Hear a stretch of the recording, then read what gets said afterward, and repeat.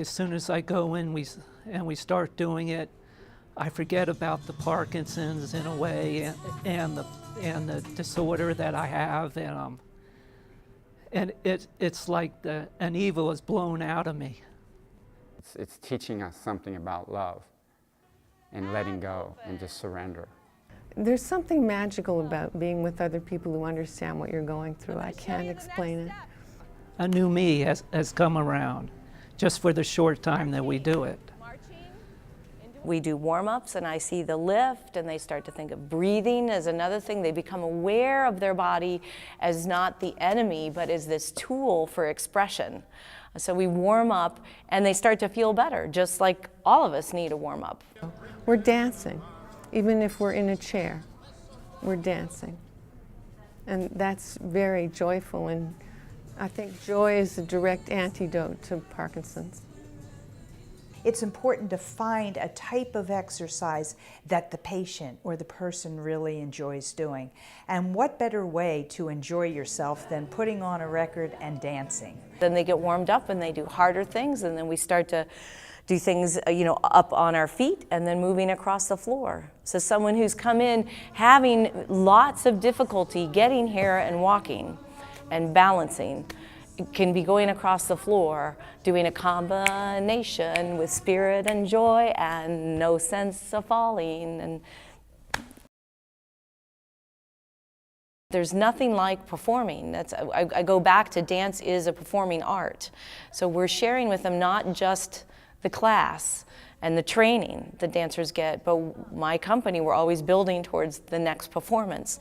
And there's nothing like that performance rush and the applause and feeling like you went out there and did it. It's another element way beyond what you do in class. You'll never get that in a classroom with mirrors and things. You need to have the stage, the lights, the audience to get that, and I wanted to share that with my PD dancers. There's a tremendous energy created in just realizing you're part of this choreography that people are going to see, that flows in from the sides, crosses in the middle, goes back out, flows in, crosses, interweaves, moves together, and it's just exciting. It's kind of like I've never been part of that, and I'm ready to give it a try, and I'm proud of all the others doing it too, and it's beautiful.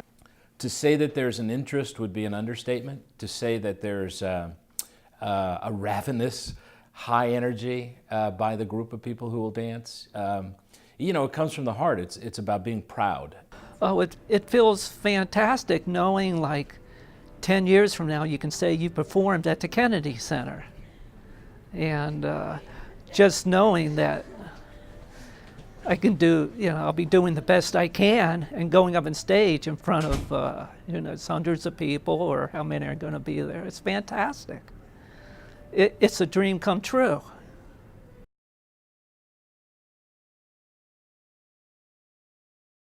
Movement, dance, exercise is wonderful for Parkinson's patients. So I think you'll be very surprised tonight when you see my friends from the Parkinson Foundation strutting their stuff.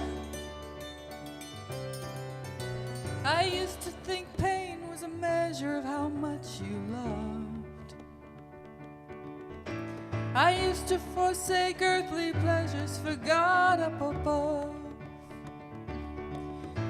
And I'd take the weight of the world and I'd drag it around. Stars would be singing, but I wasn't hip to the sound. And I've loved the tortured artist in all of her glory. But if I can't dance, I don't want to be part of that story. Sing with us. If I can't dance, if I can't dance, if I can't dance, if I can't dance, if I can't dance, I don't want to be part of that story. Life is a cup of water from which we're all drinking. Whether it's half full or empty depends on your thinking. 'Cause beauty and terror are racing wherever you go. And if I can't dance,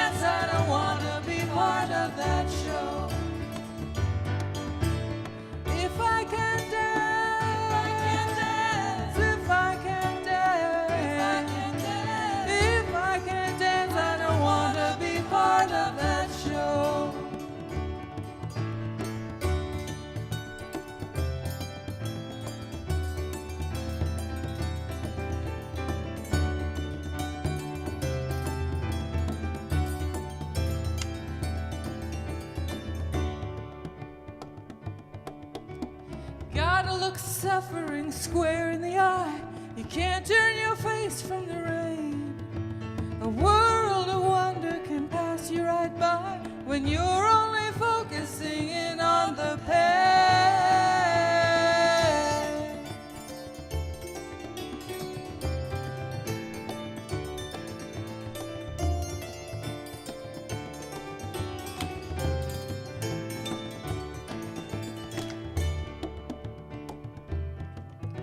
Taking a stand isn't easy when cool is in fashion. The fate of this world is dependent on living with passion. And I'll stand for change next to any old woman or man. But if I can't dance, I don't want to be part of that plan. If I can't dance, if I can't dance, if I can't dance, I don't want to be part of that plan.